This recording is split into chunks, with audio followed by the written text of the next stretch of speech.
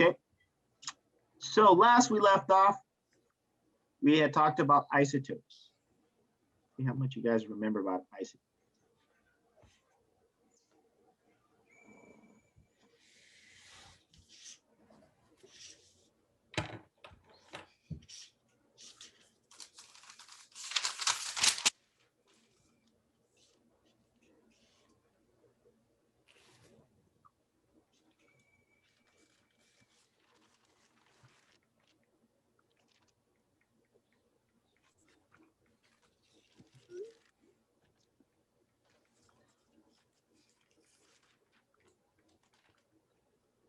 Okay, so we have Ca42. Ca42, how many protons does Ca42 have?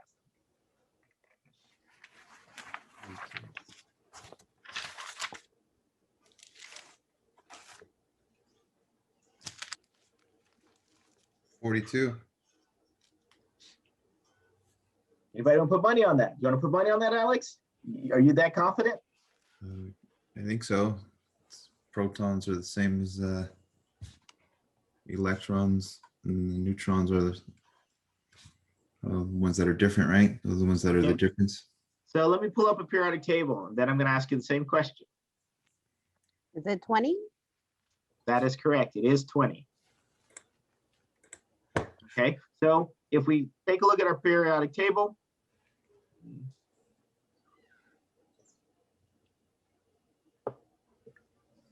two.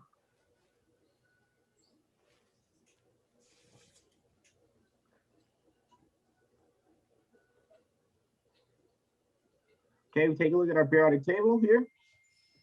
So we have calcium. That 20 represents the atomic number. The atomic number is always going to be the number of protons that we have in an element. And if it's an element, not an ion, it'll also equal the same number of electrons, because all elements are neutral in charge. Protons are positively charged, electrons are negatively charged. They have to balance each other out. Okay, so since I said that, I have calcium 42. So we know calcium, the number of protons was 20.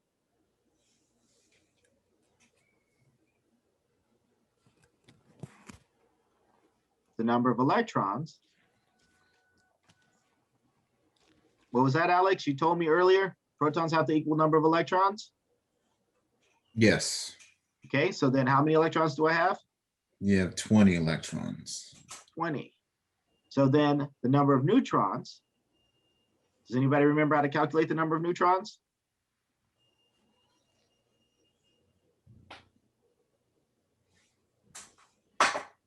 I think it was a number of protons plus n equals whatever the atomic number was. Was it the atomic number or was Atomic it the mass. atomic Atomic mass? weight. Atomic mass. Okay. Yes. Okay, so this here is called the mass. This is going to represent our new atomic mass for that isotope. This will be our new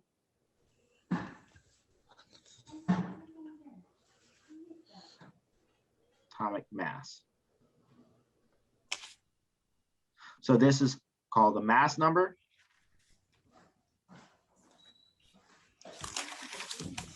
Again. Okay, so if we have 42 equals 20 plus, we're going to use N naught for our neutrons. Okay, so that means N naught is going to equal what? 0. It's going to equal 0. 12. 12. I heard 12. I heard 22. 42 minus 20. 22. 22, right? Okay, so that means that we have 22 neutrons. Simple? So you're basically subtracting. I mean, can you do it like that? Or is there a reason? Yeah, that's all you're doing. You're subtracting. Yeah. You're subtracting the atomic number from the Okay. atomic mass. Okay. So if we weren't talking about the isotope, the atomic mass would be, this is the atomic mass, 40.078. So we would make that into an atomic number. So we'd round this to a whole number, which would just be 40, right? So if we're just talking about calcium. So then we'd have 40. Its atomic number is 20 plus the number of neutrons and not. So then and not is going to equal 40 minus 20, which is just 20. So calcium 42 is the isotope. What makes an isotope different from the element that we're looking at itself is its number of neutrons. So it only changes its number of neutrons, and it also changes the mass that how much it weighs. Okay. So if you're asking, an isotope is an atom that has a different mass or a different number of neutrons compared to the original element. Piece of cake? Sure. Okay, good. So it's clear.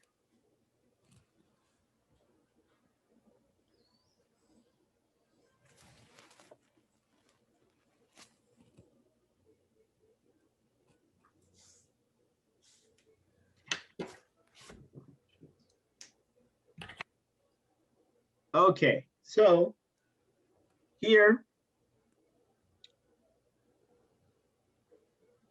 we talked about the electrons, the protons, the neutrons. So at the center of the atom, we have our protons and neutrons. Protons and neutrons are at the center of the atoms. The electrons are orbiting, right? A lot of times we draw it like this, is like it's orbiting the sun, but in reality, we know that it's a cloud structure. We've kind of talked about that already, right? So here, this is helium. Helium has 2 electrons that would be orbiting, right? So that's 2 electrons. Carbon has 6 electrons.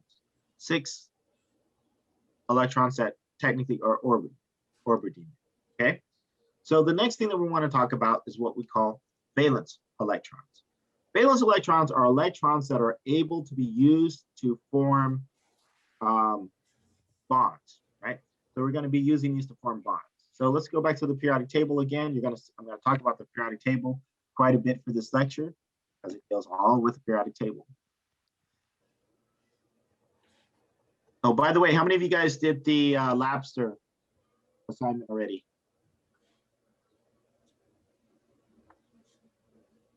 Actually, I didn't have it working for you guys on Wednesday, because I had some trouble, but it should be working now. Let me know if it isn't working now. And so that is going to be your lab for today. And we're going to talk about your lab for Wednesday. Lab for Wednesday is also going to be a simulation, because I want to try to give those people who are having the labs mailed to them time to get their labs. So your simulation on Wednesday is going to be from ExoPhysio. And did you guys already purchase that subscription? Yeah. Right. So today's lab is going to be the simulation or the Labster. Or I'm confused. Yes, today's lab is going to be the simulation lab. So it was the one that was supposed to be on Wednesday, but do you guys remember when I told you guys I couldn't get it to work? So when we do the lab today, we'll go over how to get that simulation to work, the Labster one, and we're also going to go over how to get your lab for Wednesday to work. So it's going to be the very first lab for ExoPhysio. Oh, okay. That's going to be your Wednesday lab. Okay. So we're trying to this week is going to be a week to try to give people a chance to get their other labs. And then next week, we'll do that very first lab, which you guys are going to be doing membrane, a membrane lab. Okay. Okay. So real quick, we're going to talk about valence electrons. So electrons that are able to be used for reactions and things like that are considered to be valence electrons. So there's going to be a couple of things that we're going to have to talk about, and I'm going to give you a very brief organization that is not as in-depth as my chemistry course, particularly since we're primarily just talking about carbon, nitrogen, oxygen. Then there's a couple of other ones that are pretty high, right? Like sodium, like that. Okay, so the way that you can determine the number of valence electrons is, let's say we're talking about carbon, right? So carbon has, in this, the second level, that's 1, 2, 3, 4 electrons. So these 4 electrons can be used for interactions, for reactions, okay? So everybody wants to be like these guys. These are the noble gases. So how many of you guys went to high school? None of you guys went to high school? Yeah. Is everybody just trying to block it out of their memory? They're saying, oh my God, high One, school, Lord, that was horrible. I try not to think back that far. Yeah. Oh, come on. You Trying to let the past be the past. You know? trying to escape the past. I see. Okay. So, but you guys remember high school? Everybody remember high school? Yeah. Stephanie, you remember high school? Vaguely. She even put her face over her head and everything. She's like, oh yeah, I remember high school, right? So if you guys remember high school, they were the cool kids. You guys remember the cool kids, right? They used to go across the street, smoke cigarettes and stuff like that. Mm-hmm. Yeah. Or you guys were the cool kids, or maybe you just wanted to be like the cool kids, right? But everybody wanted to be like the cool kid, right? True? Yep. No? Oh, I guess. I would say Oh, no. You would say no. Don't lie. You know, when you're in high school, you wanted to be just like them. You know, No. it's okay. It's okay to tell the truth. Now, she was like, no, I was the cool kid. I didn't want to be like him, you know?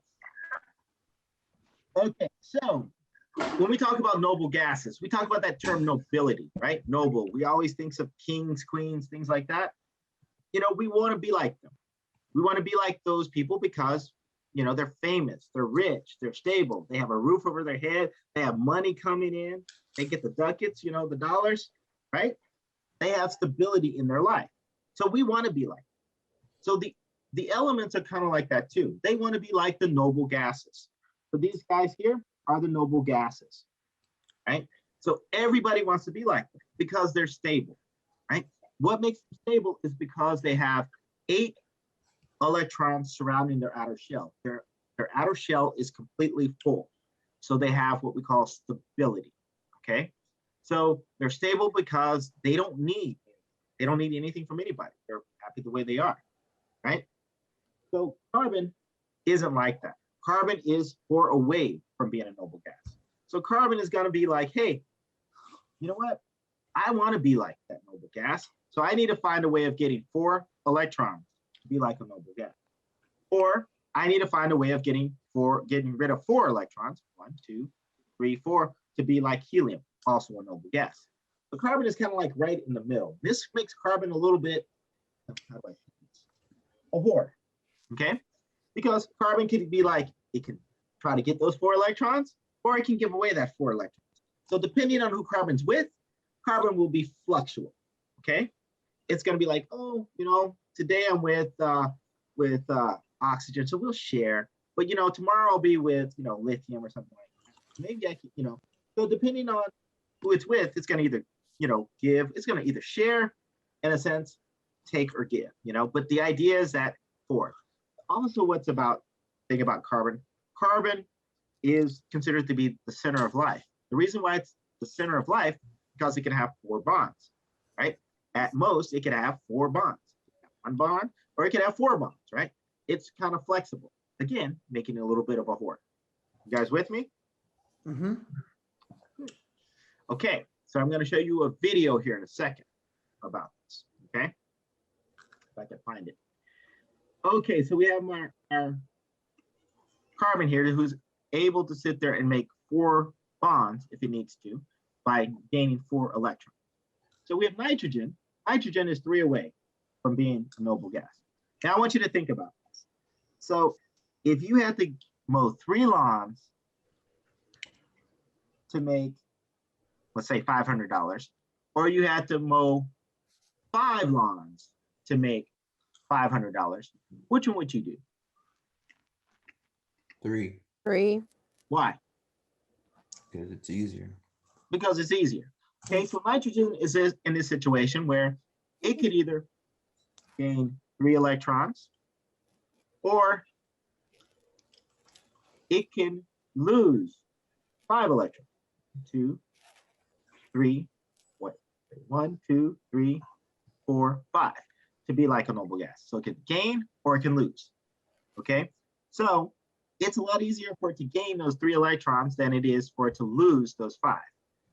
Okay, so in that case, that means it needs 3 electrons to be whole. So that means it has 5 valence electrons.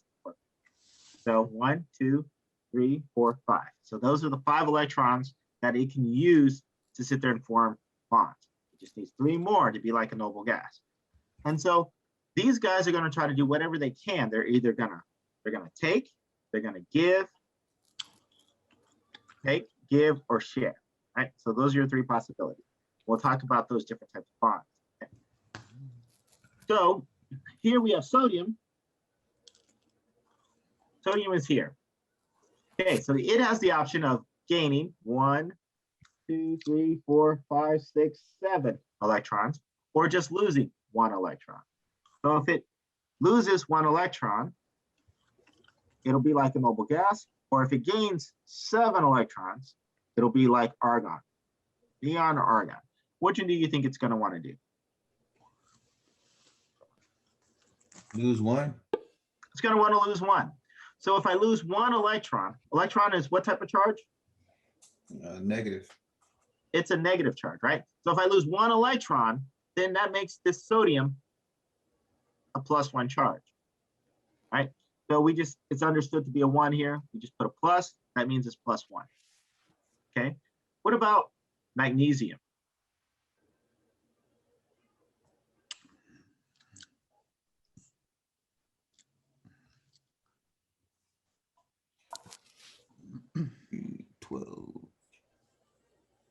It has to either lose 2 or gain 6. Okay, so it has to lose 2 or gain 6. Which one would you do? It's easier to lose 2. It's easier to lose 2, right? So then what would be the charge on magnesium? It's a negative charge. Would it be a negative charge if it loses 2 electrons? Oh, probably. Well, that's what I was confused about. So if there's an exchange, a negative exchange, doesn't that make the bond negative? Okay, And then when there's a positive exchange. Okay, so let's say I have, in the case of sodium, I have 11 protons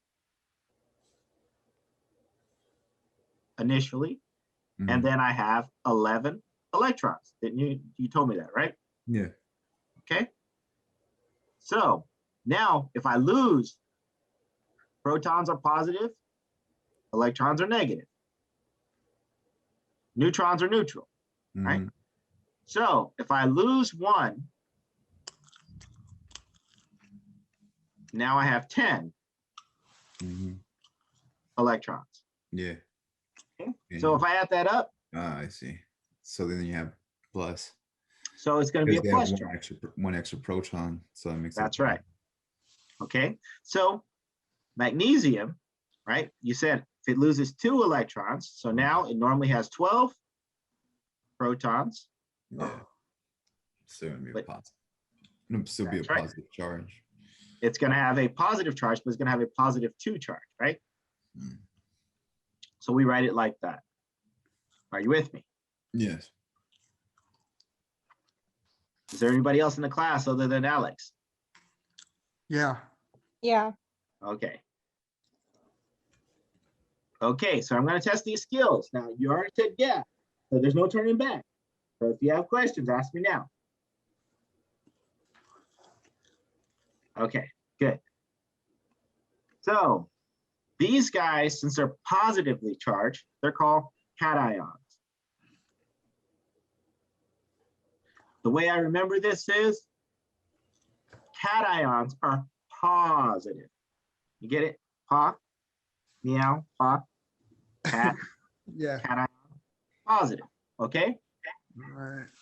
I know it's a bad joke. Okay, I read it in the online somewhere. Okay, not a comedian. Okay, so now we have these guys over here. These, and by the way, these guys are all metals. So if you kind of look on the periodic table, we have what we call metals. You can click here and it tells you all of the metals. All these guys here.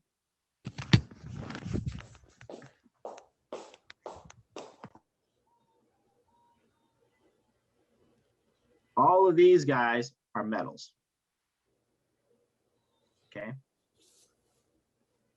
Metals, you know what metals are. They're malleable. They're typically, not always, but typically solids. There are exceptions. There is an exception at room temperature, and they're able to conduct electricity. Okay. So all these guys are metals.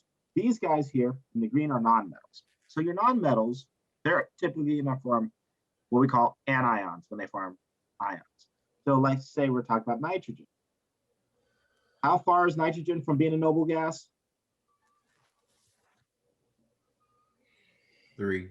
3. 3 away, right? So that means it wants to gain 3 electrons. So if it gains 3 electrons, it's going to form an ion.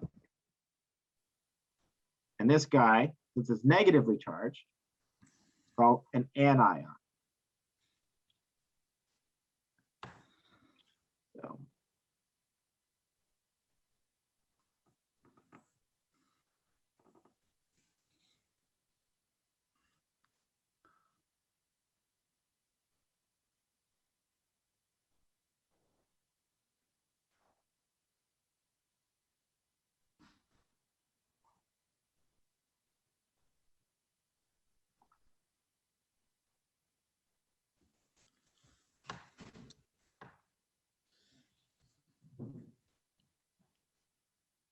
okay, so anion, negatively charged, cation, positively charged.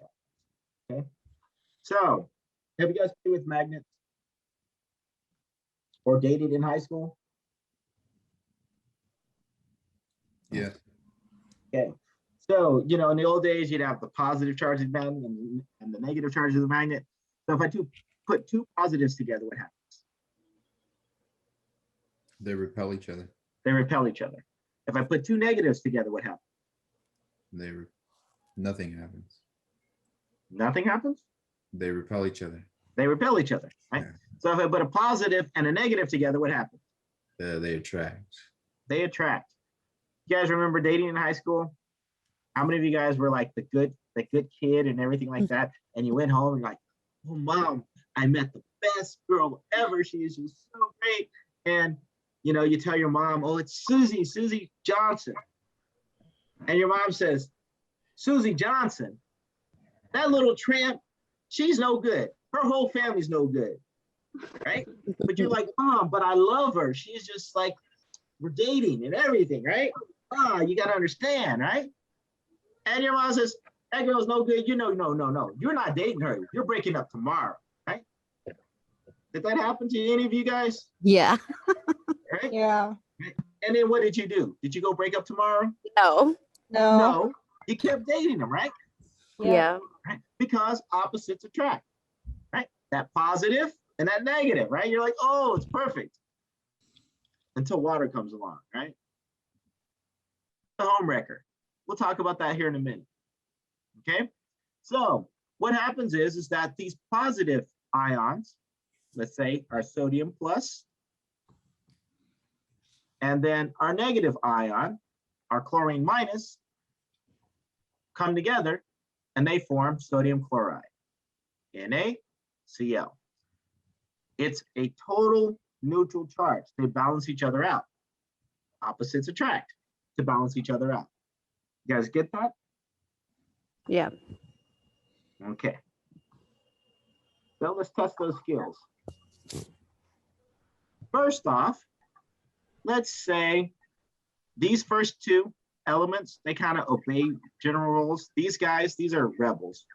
These are called transitional metals. So their charges are going to vary. Okay, these rebels, they're going to vary a little bit. We know about these guys. We know that carbon is going to have the option of either being a +4 or a -4. We know nitrogen, when it forms an ion, is going to be a -3. Okay, so let's say I have -3, and I have, let's say, lithium, which is a +1. So if they're going to have to balance each other out completely, making a total of a 0 charge, how many lithiums am I going to need to balance out nitrogen? That is a -3. Lithium plus, N3 minus. Anyone? So if I wanted to have a total of a 0 charge, right now, nitrogen, the nitrogen or nitride ion, N3 minus. It's a trick question. It's not a trick question. It's a serious question. If I need these guys to balance each other out. Three? You're gonna need to Is have. that 3 good? 3 positive, 3? That's right. So I'll need 3 lithiums to balance out that 1 nitrogen. So, you know, nitrogen's a player. He gets 3 for 1, right? So N, and you always put the positive one first. So this guy would be called lithium nitride. Lithium nitride. So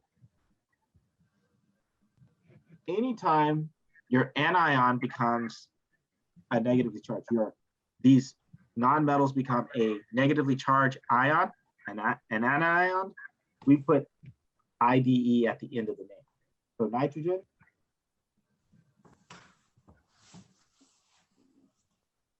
nitrogen becomes nitride. I don't know why they make you guys take chemistry before you take this class.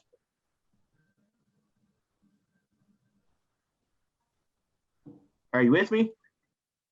Yes. Okay. Some campuses do, actually, Yeah. depending on what program you're going into. Yeah. You know, it's important. It makes it easier. This part easier.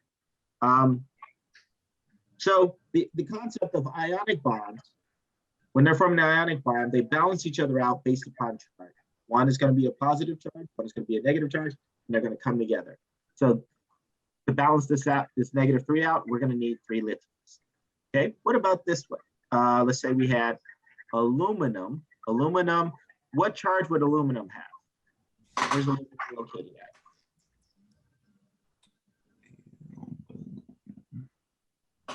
It's right here. Column 13, second down. So this is called a group. So group 13, Group and this will be 13. on the 3rd period. These are called periods. Okay, so group 13, period 3. So it's right here. Okay, so if it was going to become an ion, what is going to be the charge it has?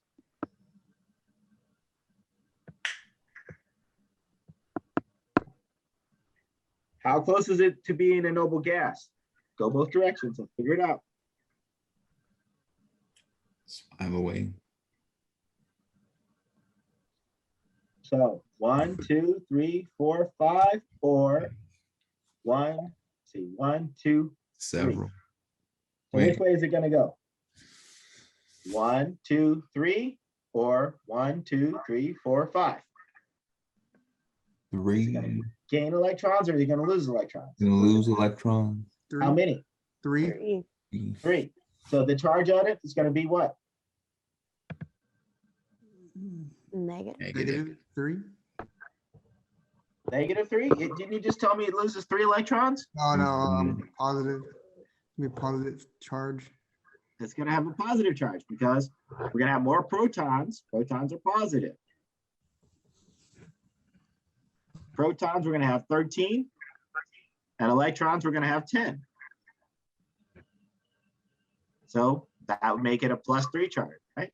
Yeah. Okay, so then that's +3. Okay, so let's say we have aluminum oxide. Now what about oxygen?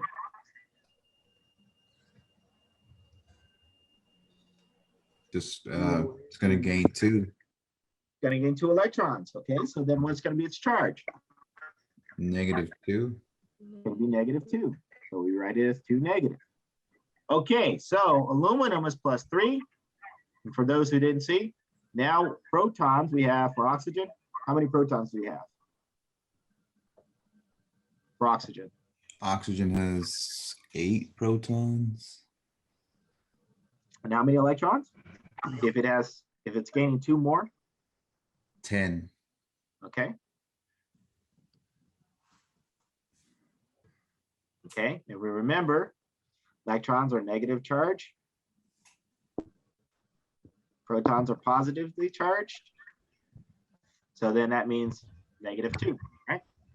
Okay, so if I'm going to balance these guys out, I have aluminum.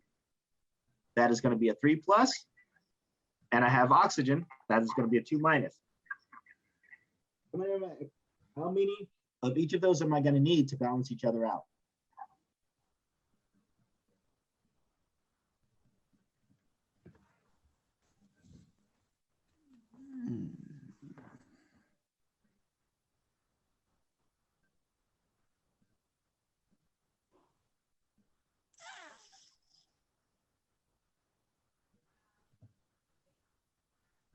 Anybody want to take a guess? So 3 plus 2-. That equals, does that equal 0? 3 minus 2, does that equal 0? No. 1. That equals 1, right? So we know that we're going to need multiple of something. Which one are we going to need multiples of so that they'll equal 0? 2 negative. Okay, so if I have 2 negatives, so that's O2, O2. So that's, now we have -4 and 3. Does that equal 0? No.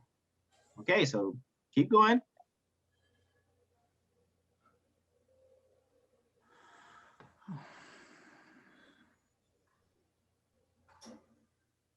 So what if I added another Al?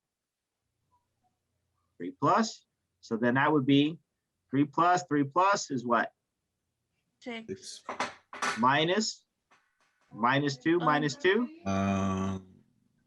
4, but you need another You need oxygen. another oxygen. Need 1 more oxygen. Okay, so I'll need, all right, this chemical formula, it'll be Al2 O3. So it balances each other out. So I'll need 3 oxygens or oxides, and I'll need 2 aluminum ions. Okay, so my chemical compound is called aluminum oxide.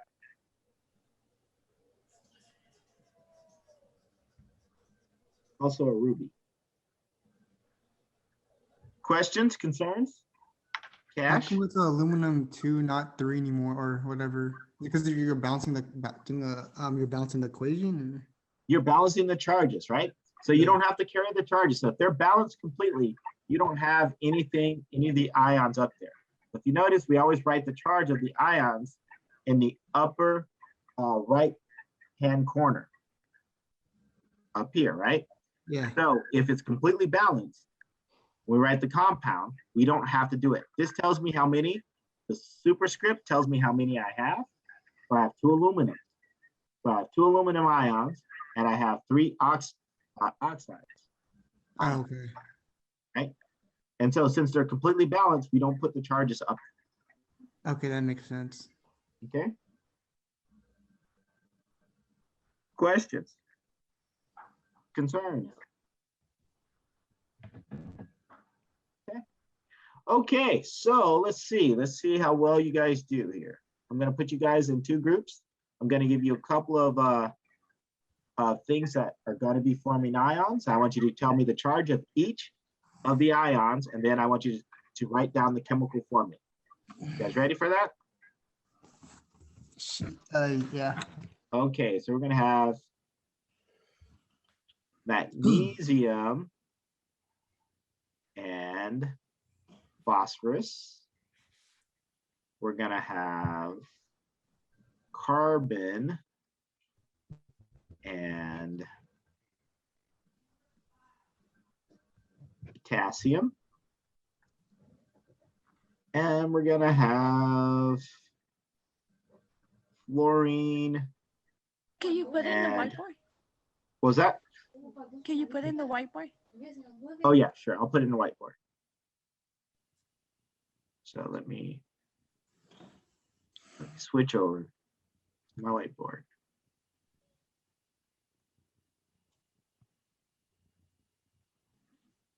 So now I have to remember what I said. So magnesium, Potassium. I have magnesium and what? Nitrogen? P. No, And P. Mg plus P. Is that potassium? There we go. No, phosphorus. Phosphorus. Phosphorus. Potassium's PT. No, potassium is K. Oh, nice. That's easy to remember. That's why you have to use your periodic table. Potassium and Carbon. Carbon. and carbon. And my third one was, You hadn't put it up yet. okay, we'll use aluminum and sulfur. And then I'll give you one more. We'll give you fluoride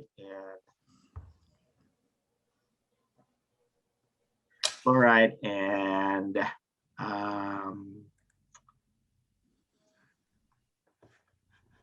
let's do calcium. Okay. Okay, so let me put you in groups. Okay, you're back. And we didn't lose anybody. We're doing pretty good. Okay, so let's start with, let's see, group one. Let's see, Alden, Yeah. Azucena, and Ryan. So tell me about magnesium plus phosphorus. Our answer was magnesium 3 phosphide 2.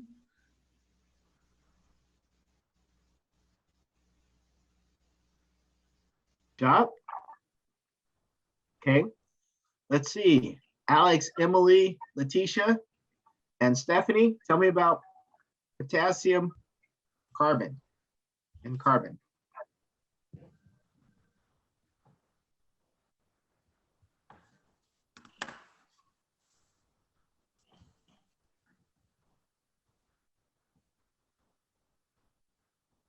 Not all you guys talk at once.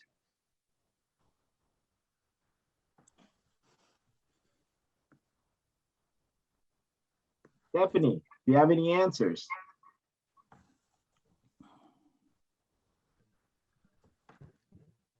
Alex,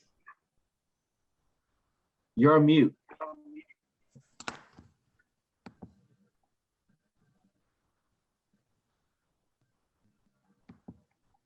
It'll be at the very bottom. There it is. Can you hear me now? I can hear you now. Sorry about that. That's right. Let me get back to, how do I get back to your screen? I don't want to look at myself, man. How do I get back? You're not seeing my whiteboard? Yeah, but it's in the, oh, you did this. Oh, okay, I see. We got a K4 C. Okay. So it's K subscript 4. I don't know how you say that. Sorry. No, that's right. Okay, that's K4 and then just C, because since it's a -4 charge, it balances out with a positive 4 charge. Yeah.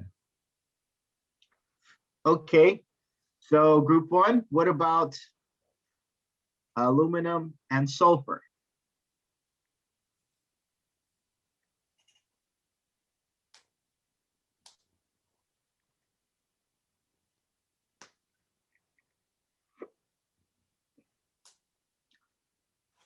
Group one would be Alden.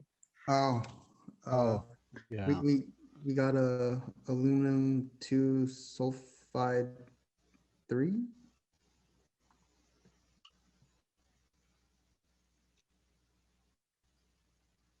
And then group 2, Emily.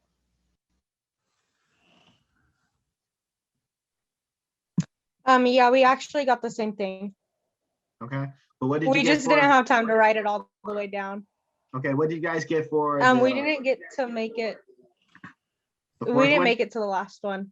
Okay, Yeah, you had pulled us out just before we got to it. okay. What about group 1? What did you guys get for the fourth one? F2CA. Okay, so what is the rule about the positive and the negative? Who's going to be positive?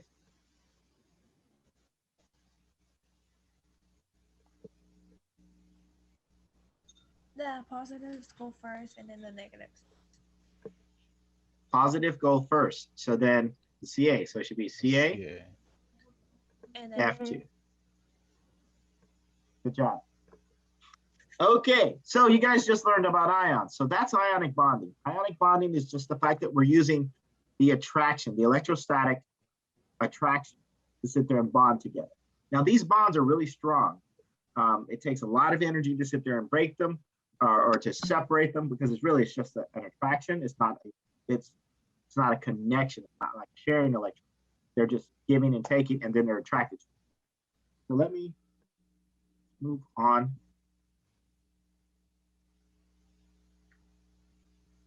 Okay, so this basically is just showing you, oops, hold on. I'm not showing you anything. This is showing you, there we go, showing you ionic bonding. So we talked about sodium chloride where the sodium is giving up that 1 electron, the chloride. So then chloride takes it on, so then the sodium becomes a positive, chloride becomes a negative, and they come together and they form this beautiful lattice, crystal lattice of positive and negative charges interacting together. Okay, so that is ionic bonding. Okay, so ionic bonding is where you have the charges and the charges are coming together. The other type of bonding is called covalent bonding. Covalent bonding is sharing. How many of you guys know how to share? I see none of you guys nodded your head or said anything, so you guys are pretty selfish. You have You to when do. you have a kid. You have to when you have a kid. Oh yeah. So I'm going to give you guys a little story before we get started on sharing. So when I was a kid, during Christmas time, we were kind of poor, and we would always get. Normally we get like socks, underwear, a couple of shirts or something like that, clothes, stuff that we needed, right? And then we'd get one gift as a family, like a toy to share. So we'd always get like, my dad would try to get us like an Atari. He got us an Atari one year. I know I'm dating myself. Right? So now the rule is in my family, since I'm the oldest, I have 2 younger sisters. So the rule was that, this gift was for us to share, right? So we're supposed to share it and everything like that. So I'm like, okay. So I thought about, I've been wanting to be a chemist my entire life. I wanted to be in science my entire life. But wanted to be in science my entire life. And so I've always thought about, bonds and all that stuff a long time ago. So now covalent is sharing of bonds, right? So there's 2 ways of sharing. You guys think about it. There's what we call even sharing, where you're like, you get it half the time, I get it half the time, you get it half the time, I get it half the time. Now, I'm the oldest brother, right? I'm the oldest child in the family. So my philosophy of sharing was, I get it 90% of the time. My sisters would each get 5%, right? So 90% of the time, and they each get 5%. So am I sharing? Not really. Not really, but it's sharing. They get to play with it, do they not? For like a couple of minutes. Yeah, but it's an even sharing, but it's sharing, right? It met the criteria, right? So I gave this proposal to my mom, right? And she always told me, no, that's not sharing. But I said, but that's what electrons do, right? And that's what they do, right? So when we talk about covalent bonding, we talk about 2 types of sharing. One is that even sharing, right? where things are evenly shared, those are called non-polar, meaning that they're shared evenly. So there's no favorite, right? So if we have hydrogen interacting with hydrogen, right, to form like hydrogen gas, hydrogen is a diatomic. And I should also say, let me add one more thing. When we're talking about covalent bonding, we always have non-metals that are bonding together from covalent bonds. And I'll tell you the reason why. I'll tell you my logic, and then I'll tell you the reason why otherwise. Okay? So hydrogen forming a bond with hydrogen. Since both of these guys are hydrogen, they both have the same pull. So there's no favoritism. Not one of them is going to pull the electron more than the other. That's the same thing when we're talking about oxygen.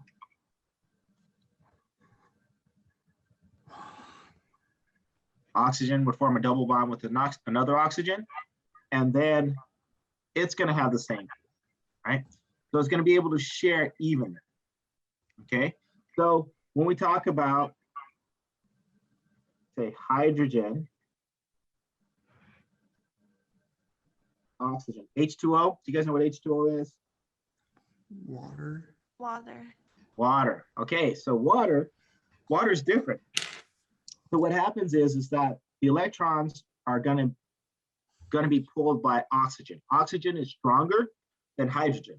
So it's going to say, well, kind of like the way I did as a kid, say, well, I get the PlayStation or I get the Atari longer than you guys get it because I'm older, right?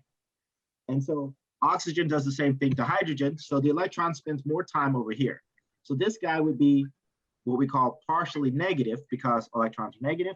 So meaning that the electron is spending more time on the oxygen side than the hydrogen side. So then the hydrogen would be called partially positive. And so that symbol, that delta, right? This is a lowercase delta. That means it's, in this case, means like partial, not complete, but partial.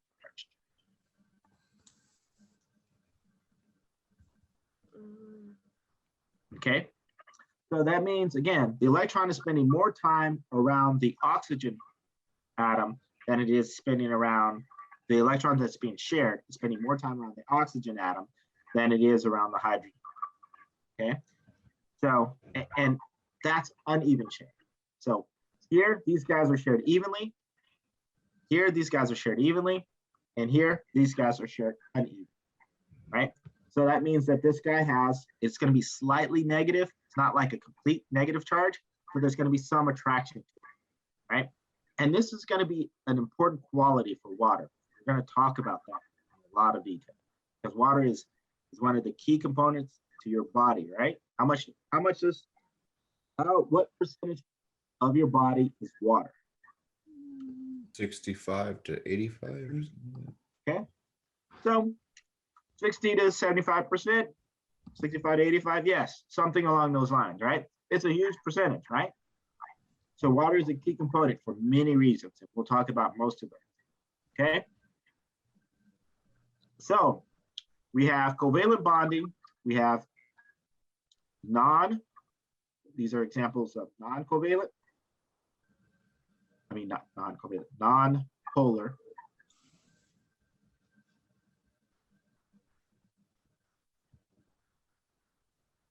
Covalent.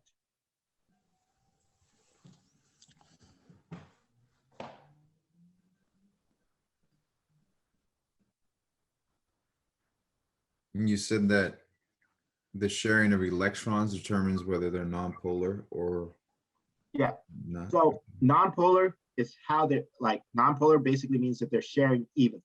Evenly So in the shared. case Yeah. of Evenly. these hydrogens, they share this electron because each one is providing an electron to share. Mhm. So they're sharing this line here. That bond represents electrons being shared. So both of these hydrogens, they have one electron, but they need one more to be like a noble gas. So they decided to share.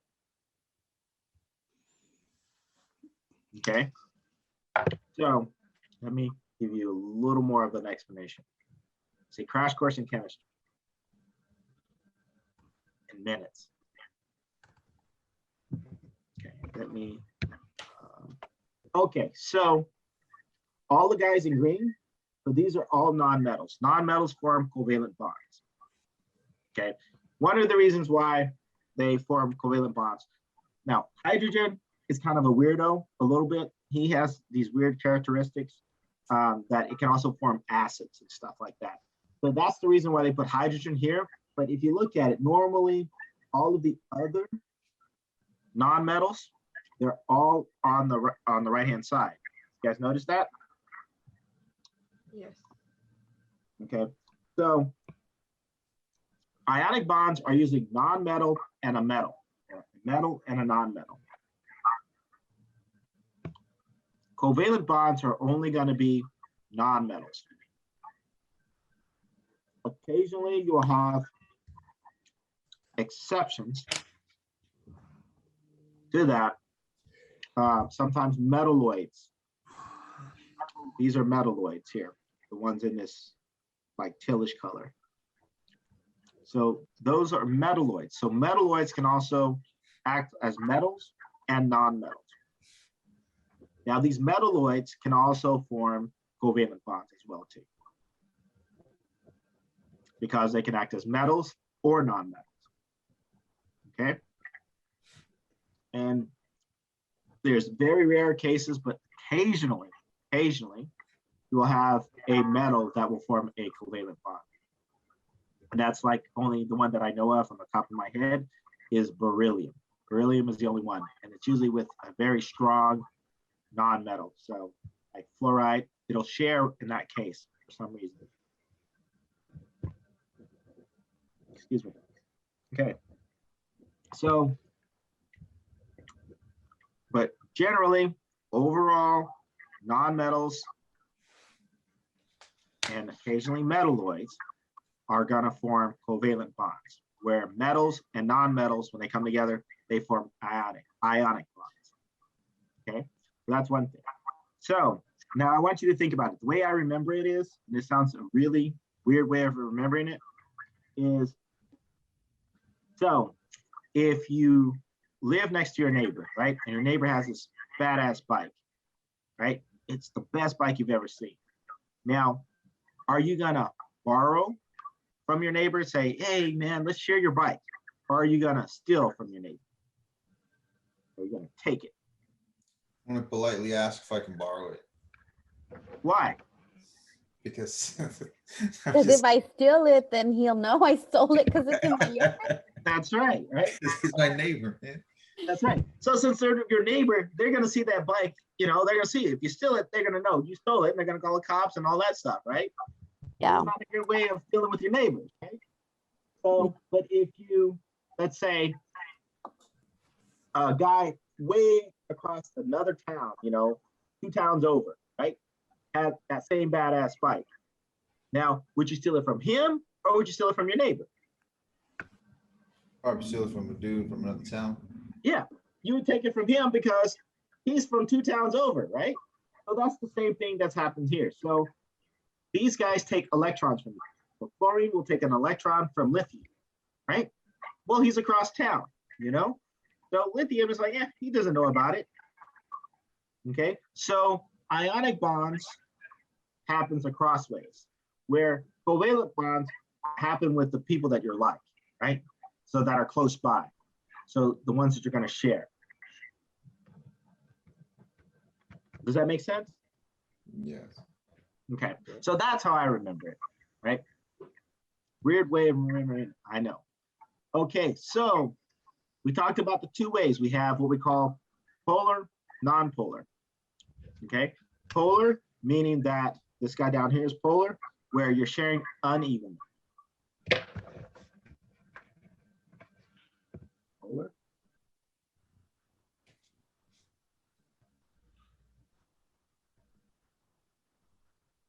Can you guys see? Okay, so polar. This is uneven sharing.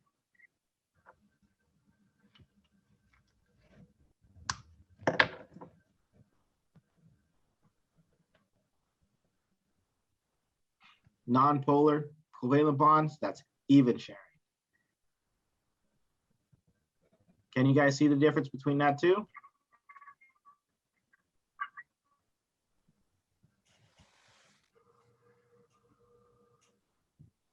Okay, now the way you determine whether it's even or non-even is based upon what we call electronegativity. If the electronegativities are really close to being the same, right, then they're going to be evenly shared, right? So for instance, you guys, have you heard of methane? Yeah. What is the biggest source of methane? Anybody know? Cow fart? Cows. Cow farts, exactly, cow farts. Okay, so methane basically comes from cow farts, right? So carbon and hydrogen, they're about the same in value for electronegativity. So they're going to be sharing even. So in the case of methane, each of these bonds are going to be shared evenly.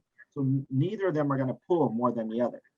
Where, as I said, water, I'm going to draw this arrow here to kind of help you see this. So the electron is going to be pulled more in this.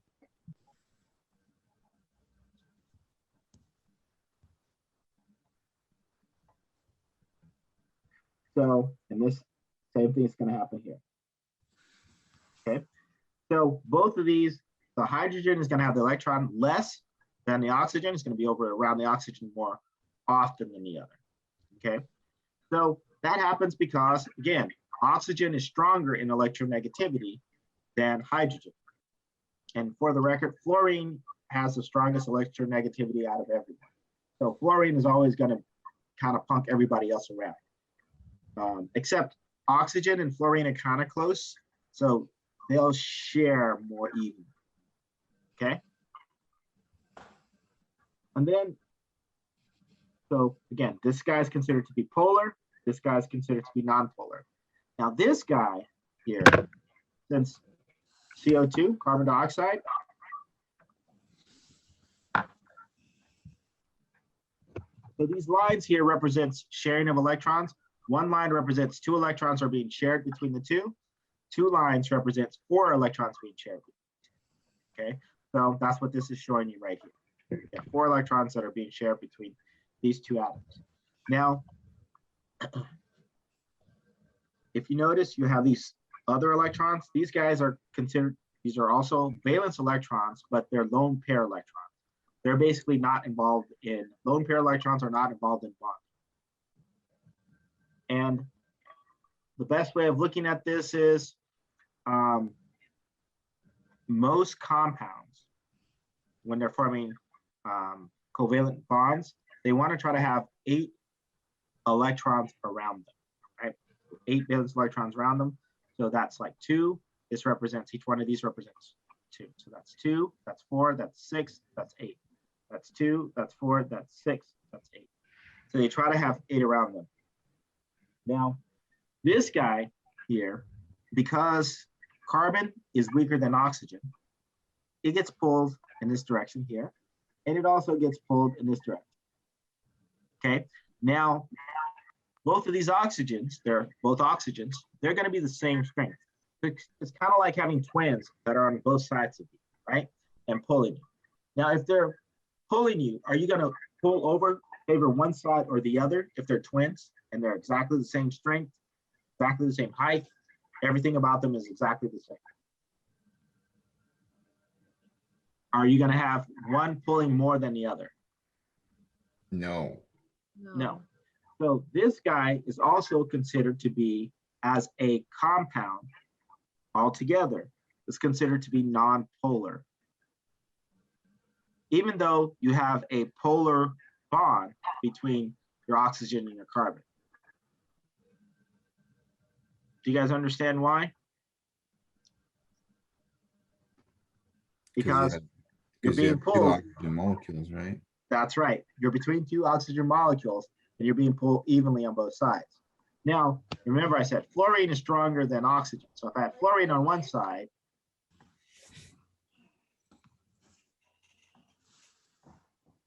and I had oxygen on the other side,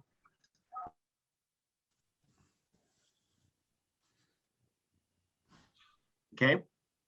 So would that be even pulling?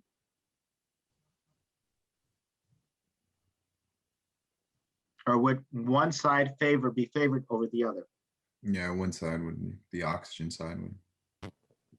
Actually, it would be the fluorine side because fluorine is strongest. So the overall, the molecule will be going that way. Even though carbon is going to be giving up its electrons to oxygen here, Huh. but this guy is going to have a stronger pull. So it's going to be like this. So if you add them together, overall, okay, so it's kind of like having a really big buff guy. Fluorine is like the really big buff guy on one side, and then you have oxygen on the other side that's also big, but not as buff, right? Is that because of the number of electrons that each of them have? No, it actually has to do with where they're located at, right? So let's go to the periodic table again. Glad you asked. You're setting yourself up for the next part. So let me clear. So we have oxygen Yeah. and we have fluorine. So you have oxygen on one side. We have this going on here. We had oxygen on one side and you had fluorine on the other side, right? So fluorine is one away from being a noble gas.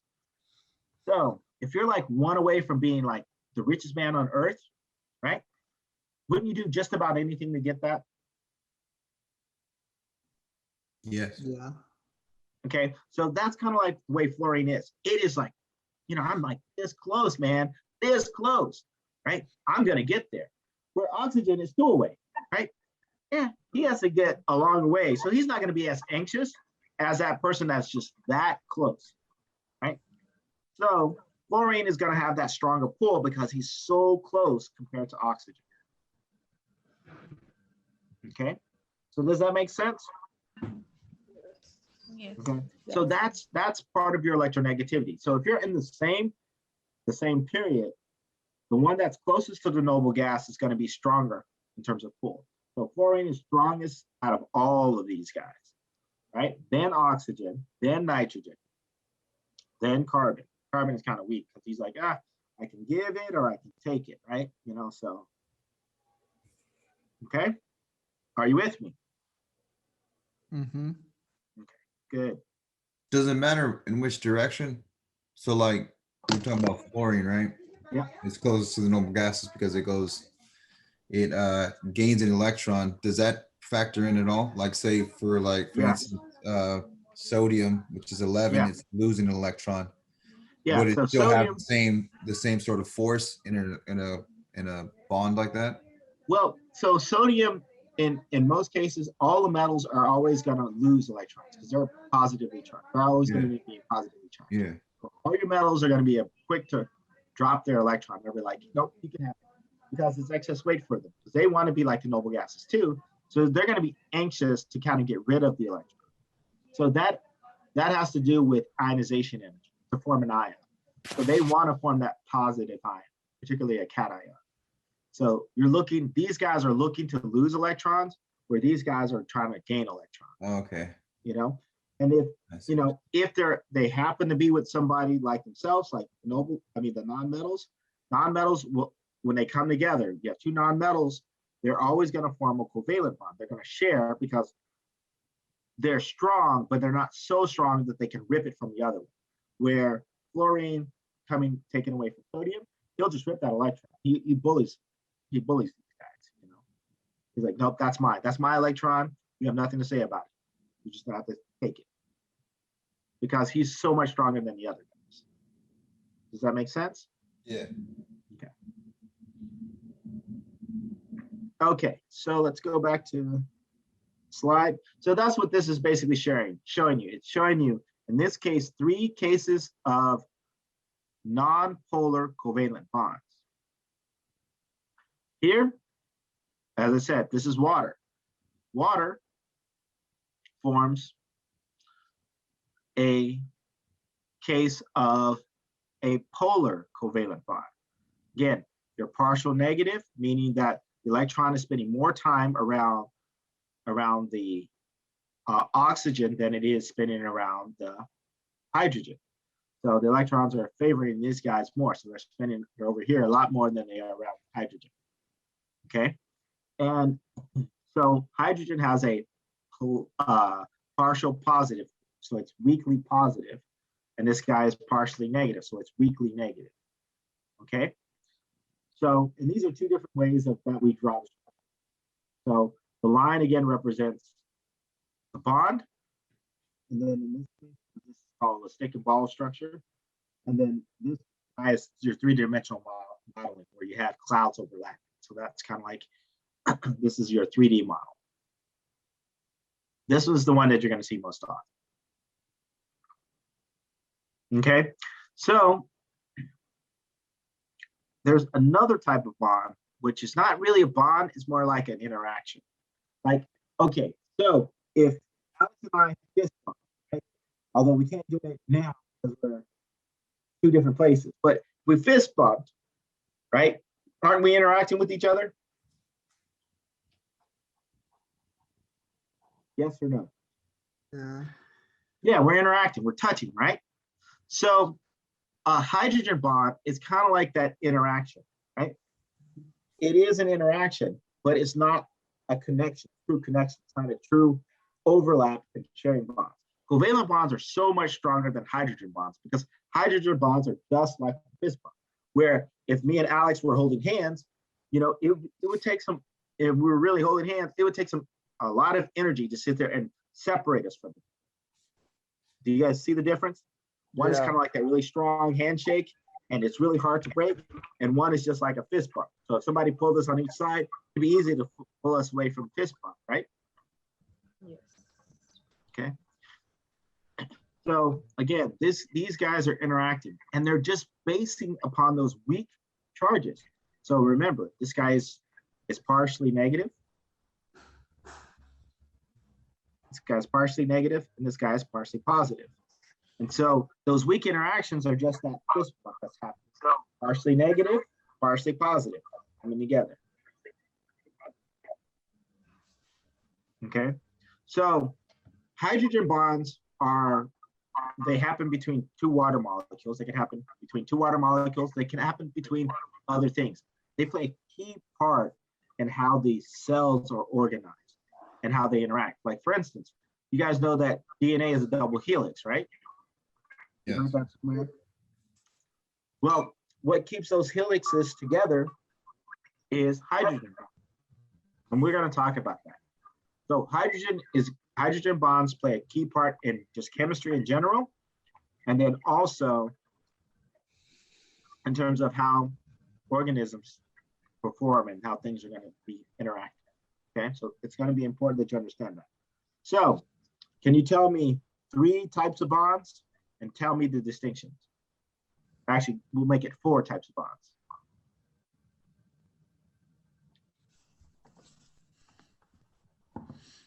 Covalent bonds. So we have covalent bonds. What type of covalent bonds do we have? Because there's 2 types. Right? Polar and non-polar. Polar, non-polar. Okay, so that gives me 2. So give me 2 more. Ionic bonds. Ionic bonds, so that's 3. And then how do ionic bonds work again?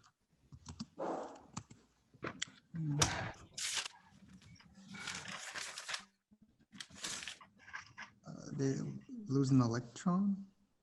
By gaining or losing an electron. Combination gaining and losing an electron. Yes.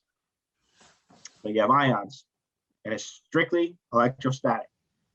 And all charged up, right? And then the last type of bond, Hydrogen. hydrogen. And how would you describe a hydrogen bond? Is it strong or weak? It's a weak bond. It is a weak bond. And I would really say, I hate using bond because it's not like really, you know.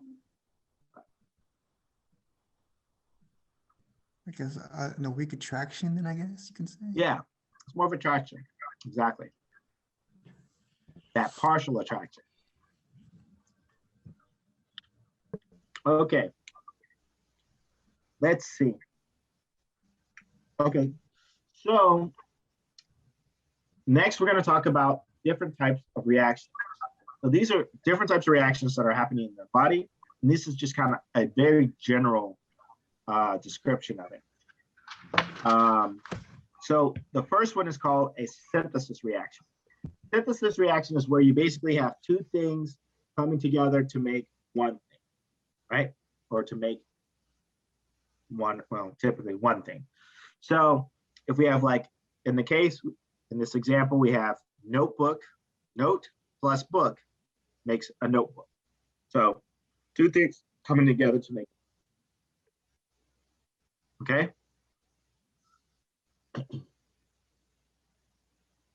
So a lot of times these types of reactions require energy.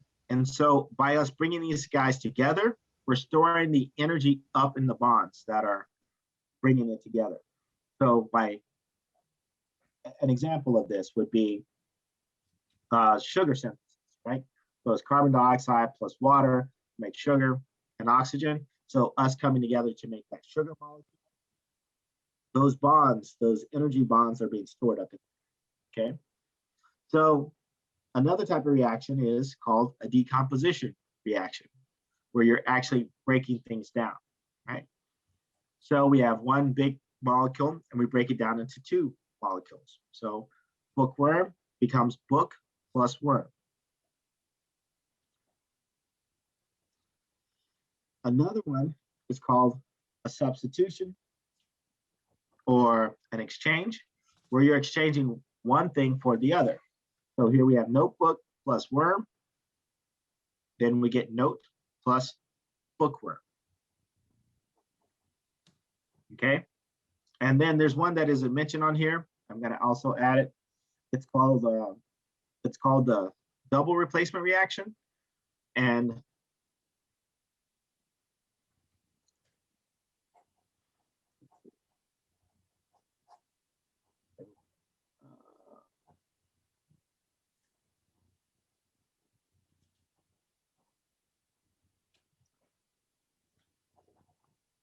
let's see.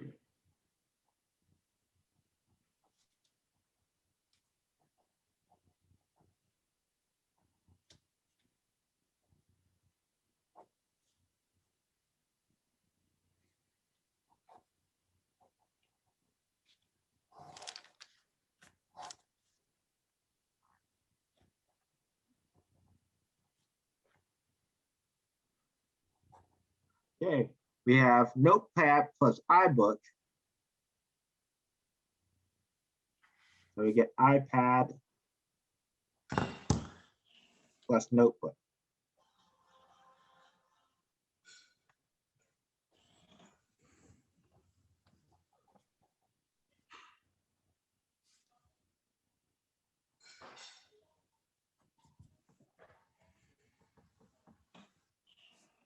So I would like to call it.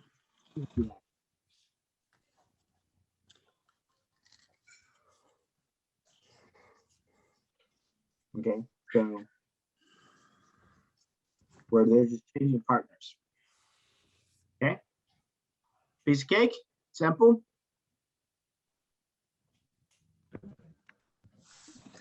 And now it's called Called a double replacement.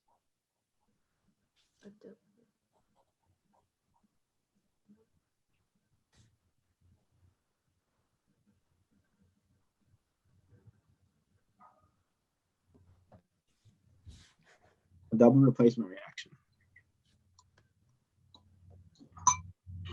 Okay. Okay.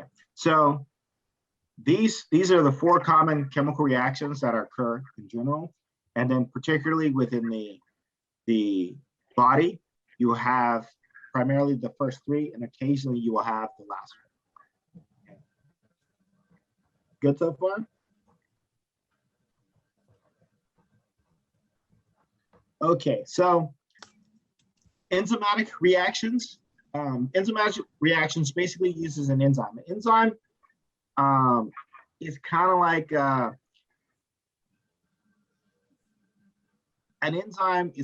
catalyst, or terms that you probably are not familiar with. But it basically lowers, because certain reactions require a certain amount of energy, right? So for instance, these are your reactants. These are your products. For this reaction to take place, we have to get all the way up this hill and come down for the reaction to happen. So an enzyme lowers the activation energy, right? So we don't have to, in this case, if we had an enzyme, we don't have to come all the way up here. Instead, we can just go half the way or a third of the way. So it takes less activation energy to get over the hump. So that's what enzymes do. So enzymes help catalyze this reaction. They help make reactions speed up faster, okay? So, and usually take less energy, okay?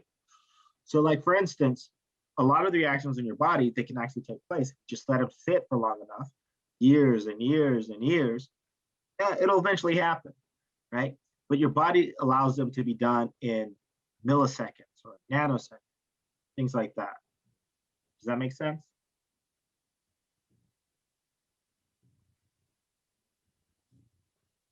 Yeah? Mhm. Okay. So enzymes, they don't change the effect of the reactions. They don't change your products or your reactants. All they do is speed up the reactions or make the reactions require less energy. Okay? Or a combination of both. Okay. Okay. So two of the most common reactions in your body is, and it happens all the time. How many of you guys lift weights? Pump up. Anybody? Anybody a Yeah. bodybuilder? Why do you lift weights? No. How many of you guys want to slim down and fit into your prom dress? Oh, well, I think that's everybody. Me all the way. Gotta fit into that dress. Yeah. So both of those, so here I'm going to give you an example of those two reactions. Okay, so for instance, dehydration is building, right? So we use dehydration to build up. So if you're trying to build up muscle, things like that, we basically use dehydration. Dehydration synthesis will remove water to allow two monomers to come together. So in the case of the two monomers that we're talking about, in the case of, let's say, bodybuilding, is your amino acids. So you have two amino acids that come together to try to make that protein that makes up your muscle. And in that case, you have monomer 1 and monomer 2. So monomer 1 is going to provide what we call the hydroxide. And then the other one is going to provide the H+. They come together, they're going to make the water molecule, water is going to come out, and as a result, they're going to come together, forming a covalent bond between those two monomers. Okay? So hydrolysis, we use hydrolysis. One of the reasons why you're supposed to drink a lot of water if you're trying to lose weight is because of hydrolysis. Water helps break down those molecules as well too. So if you want to break down muscle, which you kind of have to do to build up muscle, if you want to break down muscle, or if you want to break down fat to fit in that dress, you need to make sure that you're drinking a lot of water. So in that case, the water molecule comes in, it splits up, the OH goes to one monomer and the H goes to the other, and then you get the two monomers separated. So for building or synthesis, dehydration is for synthesis, hydrolysis, lysis, right? Lysis means break down, to lyse or to break. So water breaking, okay? So that's a lysis. Did you say that hydrolysis is it assists in hypertrophy? No, I said that hydrolysis assists in breaking down fat. Oh, fat. Okay, because you did say muscle as well. Yes, it does. It does assist in breaking down muscle as well, too, right? Because when you're building, you know, part of the reason why you have to. Okay, so for instance, when you're working out, part of that process of working out is breaking down those muscles or breaking down protein so that you can use the monomers to build up the muscles. So you have to do a combination of both. So you have to stay hydrated, right? At the same time that you want to be building. So you want to be hydrated and dehydrated. You understand? Yeah. So a lot of times what people would do when they want to try to build fast, they would dehydrate themselves. They'd go drink a cup of coffee. A cup of coffee dehydrates you, right? Gets rid of the water that's in your system. So you're in that building mode. So you're building that muscle. So those tears and stuff are building a lot faster. And then afterwards, they'll go through and do hydrolysis because they need to replenish some of the amino acids that they have broken down so that they can go through that process again. And plus, you need to stay hydrated in general. Right? Okay. So, and if you think about, have you guys, anybody used, there's a protein mix or not a protein mix, a workout stimulus called Jack. Pre-workout? Yeah, pre-workout. Thank you. Yes. So there's this pre-workout called Jack. Most pre-workouts, they're diuretics. They make you have to go poop, right? And so all they're doing is dehydrating so that you're priming yourself up for that building of muscle. I used to, when I was younger, I was, trying to get the body, and I would take Jack, and the first thing they, say, 30 minutes before you go work out, you take it. And then, so I did it my 30 minutes. And then right as I'm getting to the gym, man, I had to go to the bathroom so bad, so I'm like, and it was just like, it's routine, it's just. Okay. So let's talk about dissociation of sodium chloride and water. So we talked about those partial reactions and stuff, right? Oh, we're over time. Okay. God, I get talking. I don't want to shut up. Okay, so let's talk about your lab. So we'll stop here and we'll finish this up on Wednesday.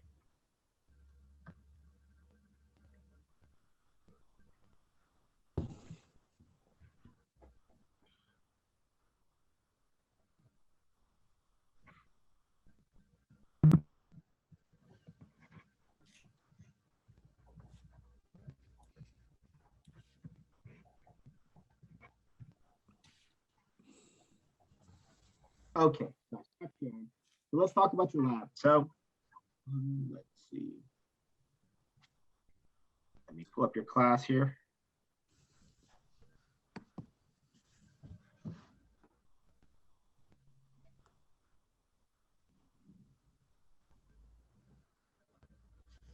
The upcoming tests or quiz that we have for this Friday, are you gonna need a periodic table? Yeah, I'll provide you with a periodic table. So and your chapter test, they're open book. It's just your real tests that are.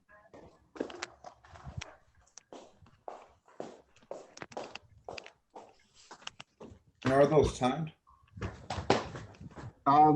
They're not going to be timed. The practice, your chapter test. That's cool.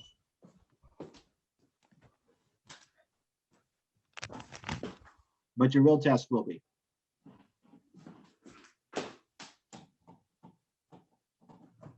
Okay, so.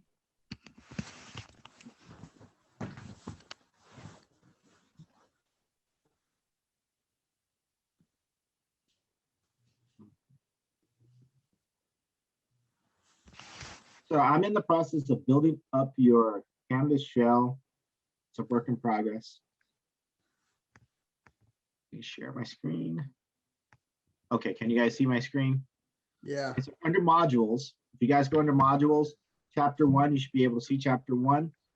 That's your very first lab. And so that's going to be due this Friday. Your very first lab is going to be due this Friday. Okay. So the way that you would get started, all you have to do is click on the lab. Now, if you have a Chromebook, you may have trouble. And you also want to make sure that you're using Chrome. You don't want it, or Chrome or Firefox, one of the two. So you click on the lab and then you click on You this said it was window. under modules? It's under modules, yes. Oh, okay.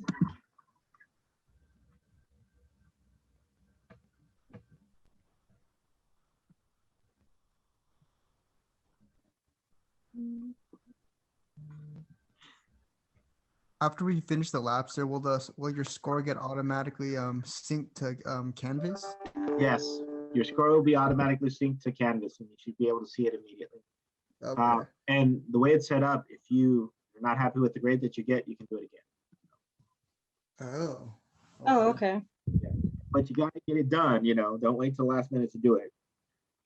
And I guarantee on you, this, the first time that you use Lobster, it's gonna crap out on you a few times. Like right now, I know I need to update.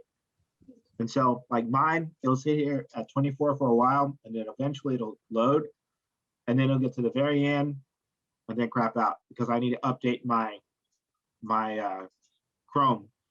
And then I also need to update, in this case, Lobster. So Oh, and if from you're my last like class from before when they took Labsters, if you try and go on different tabs and don't win the loading screen, it takes longer to load. That's right.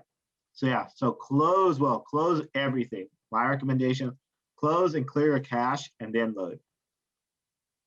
And if you see, like I have 80 different things open right now, right? And so because of that, it's going to give me an error because it's too many windows are open. It's taking up too much memory. And this guy takes a lot of memory. Oh, that actually works. I'm lying. So now I'm able to sit there and start the lab.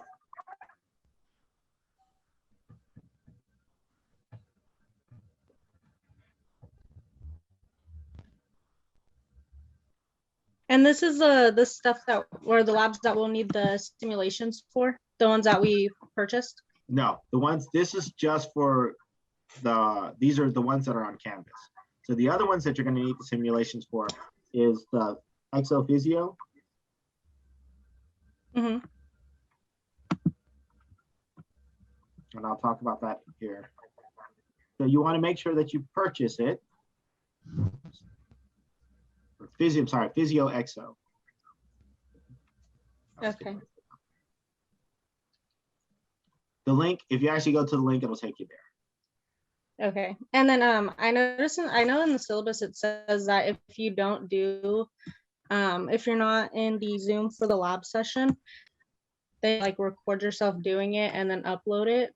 Not for the simulations. But does that not for it? Not for the simulations. You only do that for the physical Okay. labs that we're doing. So you guys, since you guys had to get the fish, you're getting the fish for a reason. You're going to be doing labs with the fish. So under those circumstances, you're going to do those. And those won't start till next week.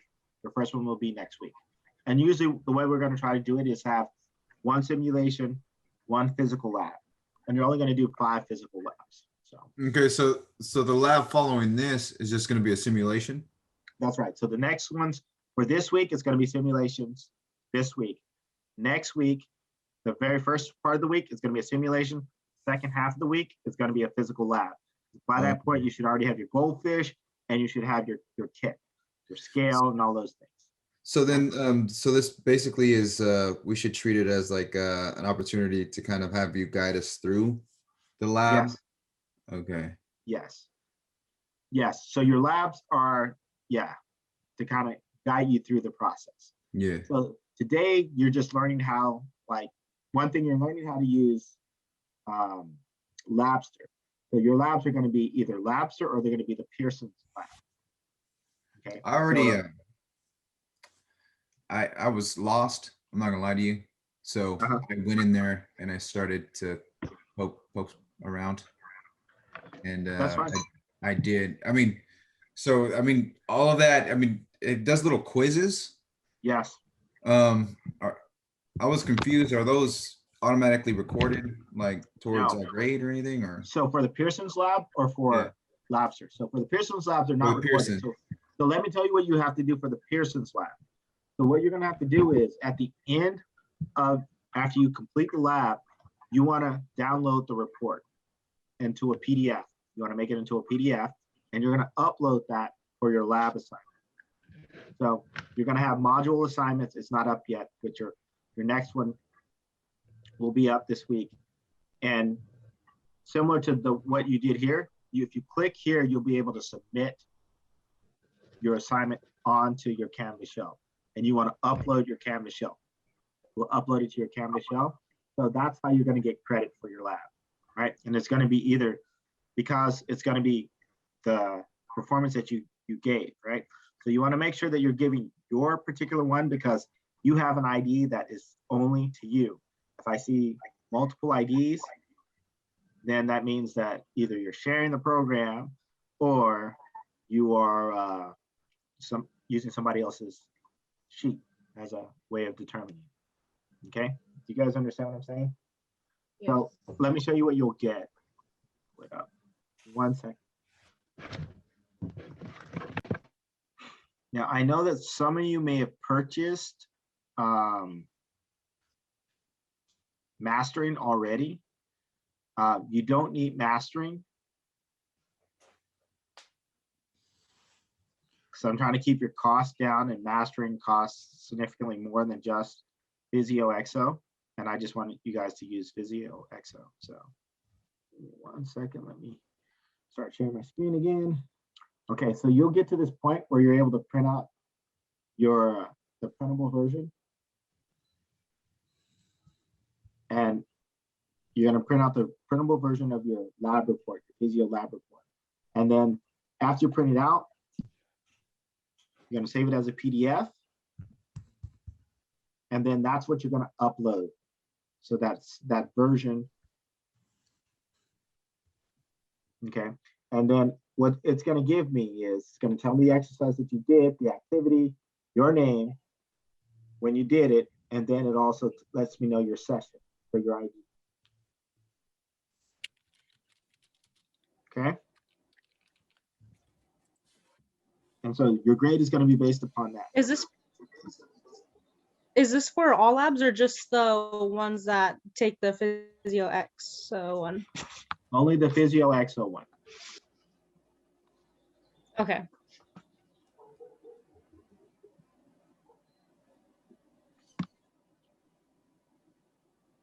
Okay, so that's what you're going to need to upload after you've done it. And if you're, you can get them, technically you can get them all done in a weekend, if you're ambitious, get them knocked out of the way. And I'll start putting them all up so that, like I said, in theory it's going to be one, you're going to have one of those each week. So until we're done. You have that look, Alex. So we don't have this due this Friday, right? It's just the Labster. Only thing that's going to be due this Friday is going to be your Labster. Your other one is going to be due next Tuesday. So it's going to be, so you guys, since you guys have 2 days of lab, essentially, you're going to do one this Friday for this week, and then the next one is going to be on Tuesday. So we're going to have Friday, then Tuesday, Friday and Tuesday. Okay. Okay. Did you want to see an example of the lab report? Yes. Can you? Yeah, I have one. Let me share. This one. There. Oh, let me make sure that's not the. Wait, there we go. And then share that. Sure. You guys see it? That's not the right one. Hold on. That one. Let me make it so you guys can see it better. There we go. Can you guys see it? Yeah. Okay, so this is what, after you click the print, you're gonna change the option because it's gonna want to print to like a device or something, but you're gonna choose PDF and it's gonna export it as a PDF. And this is gonna pop up on either where you save it to. So you can save it to your desktop, you can save it to wherever you're gonna be using. If it's your phone or whatever you're saving it to, you're gonna find where you saved it to, and then you're gonna select the file and upload that to the module or wherever we have the lab report we want the lab report to be turned in at. So you're just going to put submit assignment and you're going to submit this. See, it's going to have, and it's going to ask for your name before you're going to be printing it out. So you're going to type in your name and it's going to show up there. And then this is what he was talking about for the session ID. Everybody has their own individual session ID. So you can't trick it or anything because you could just check your personal session ID to make sure that it is you. It is your lab report and not a repeated one. So you can't cheat, basically. But yeah, this is all it is. So yes. How are we gonna know like what lab to do? Like, is it gonna go in like chronological order of what he posts on the modules? Or do we kind of have to scroll through it to find it? No, it'll be chronological order on the modules. So Okay. if I skip chapters, they're going to be shown later than what they are. So right now they're shown numerically. So 1, 2, 3, 4, 5. Right? They're all shown numerically. But I may decide I'm going to go to another section later on because I'm still building as we're going. I just got assigned this class a couple of weeks before the semester started, not even a couple of weeks after the semester started, hence the late date. So yes. Yeah, so it's gonna, the order may change, you know, but I will give you the order of the labs that you're gonna be responsible for, but ultimately you're gonna have to do all the labs anyway, so you can just go ahead and get started as you go. But I'm gonna try to, you know, coordinate them with lectures and things like that. But for the most part, it's gonna be that. But to complete them, we kind of need your help, no? I mean, because I went through the first one that's on there. Yep. And then it takes you to an actual like virtual, like interactive lab. And I had no idea what it was even asking me to do. It's pretty straightforward once you start doing it. It's the way it's set up is that it's designed not to let you fail. So if you like do something that you weren't supposed to do, it won't register it and you'll be like, oh, well, I guess I'm not supposed to do that. So you can only do what it wants you to do in that step of the lab. So you can't do something wrong technically because it won't let you. So it's you'll learn. It'll tell you, it'll explain what you're supposed to do in each step of the lab. And then you're basically just supposed to read what it says and then duplicate what it's telling you to do in the virtual lab that it gives. And okay, but maybe that's why I was confused, because it was just like it asked me to do one thing, and then I'm just like, is that it? You know what I mean? Yeah, it'll move to the next step, which is weird. Yeah, you're like, oh, is this it? But as soon as you do it, it'll move, you either click next, or in some of them, it'll go to the next step automatically. Right. So you have to look for that. Okay. You have to look if it's gonna do it by itself, or if you have to click next, so you move to the next step. I see. Yeah. Okay. So you guys good with this? I can stop sharing. Yeah. Awesome. Thank you. Yep. Dr. Henry, I noticed, or I know you have the labs set up for Monday and Wednesday. So, but we have, like you said, we have one of them due Friday, and then we have the actual Physio X one due on Tuesday. Yep. So what, like, are the labs going to be covering? Are they going to be covering the simulations, or like additional labs? They're just blocked off. So if we're doing the physical lab, so that I'm dedicating that time for actually doing the physical lab itself. I'm also dedicating that time so if you guys have questions in general. Okay. So you don't have to, like, in theory, if you're going to do the simulations on the weekend, you're like, okay, this weekend I'm just going to do 5 simulations, all 5 of them done immediately. Then, more power to you. Go ahead and do it on the weekend. That means that during the week, when you would normally set up that time to do simulations, you can do it yourself. But we're not going to do simulations together.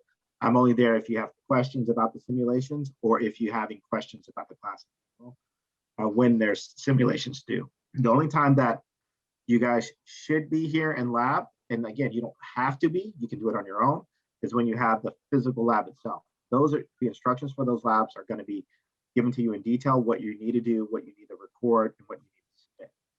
Okay, so those labs I'll be recording, and I need to see you actually doing those labs. I need to see you handling your fish. I need to see you weighing your fish. I need to see those things. Okay. Okay. So either you're going to be submitting a video of you doing it, or you're going to be doing it during Zoom. If you're doing it during the Zoom sessions, those lab sessions, then you don't have to submit a video. Does that make sense? Yeah. So kind of like those labs are just kind of check-ins on like the fish and other physical ones that we have to do with them. Exactly. Yeah. Okay. Yeah. So I just have those blocked off so that you guys have a little more time, because technically we're supposed to give you those face-to-face, but you guys are doing everything by most of your labs are by simulations, right? So, and you don't need me to sit there over your shoulder and say, okay, yeah. And I don't need to sit there and watch you, make big eyes, Google eyes at the simulation stuff. Okay. Okay. Any other questions? So does that kind of help you guys out with the labs? Is that kind of clear, or do you guys need a little bit more guidance? So there are a few people that asked me about fish care. So you just need you guys are given a small packet of food. That food technically should last you a while. So you want to take a small pinch. Fish poop a lot, right? So they're gonna poop a whole lot. So that's one thing to keep, particularly goldfish. They're really known for making a very toxic environment with their poops.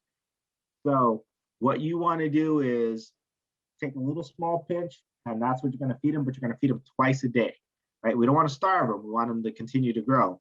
If they're looking like they're losing like 50 pounds, and plus you're going to weigh them at some point, then you may want to, make your pinch a little bit bigger, okay? But just really twice a day, like in the morning and then at night before you go to bed.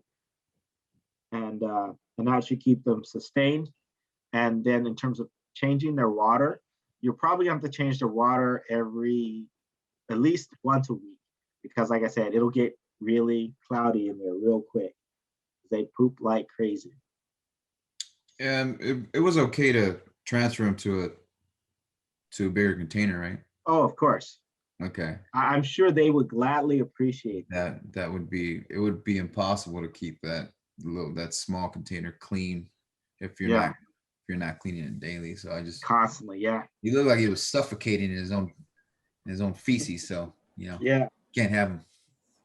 Can't have him take on me. I had have a really big martini glass, and is like huge. And so I used that as initially when I got all the fish. That lasted for, I'm going to say, a whole whopping 2 hours before I had to get bigger, and then also manage cleaning all of their poops and stuff. So I had to get something that can really sustain it, because they really do poop a lot. Yeah. I mean, what else is there to do? Swim and poop, right? Yeah. Yeah. What happens if the fish dies? Then you're just going to replace him so that you can complete your labs. Oh, okay. Okay. Okay. There are a couple things that you guys want to do at some point. The very first lab, which will be next week, to give you guys time to get everybody to get everything.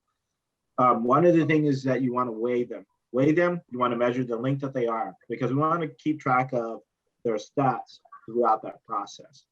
So most labs that you're going to be working with a fish, you're going to have to pay attention to its weight. And then when you guys are administering drugs, you're going to have to take into account their weight when you're going to be administering the drugs. Like, for instance, you guys are going to be giving it caffeine. You're going to be giving it, I'm going to ask you guys to take a little bit of sugar from your cabinet to give them, okay? And then, so we have caffeine. You also have some ethanol. And so it's all going to be based upon weight and size, okay? So it's going to be important. And I know you got the anemic. Yours is actually a minnow. It wasn't a goldfish. He was the first set that I had. Well, can you say it again? Sorry. I said you have a minnow and not actually a goldfish. Oh. Yeah. What's the difference with that? Oh, it's just a different type of fish. His metabolism, he's gonna stay. He's not gonna get as big as he can get big. A minnow can get pretty big, but he's not gonna get nowhere near as big as a goldfish. Goldfish could be as this big. Start from these little guys to this big, if you can keep them alive. Interesting. Any other questions?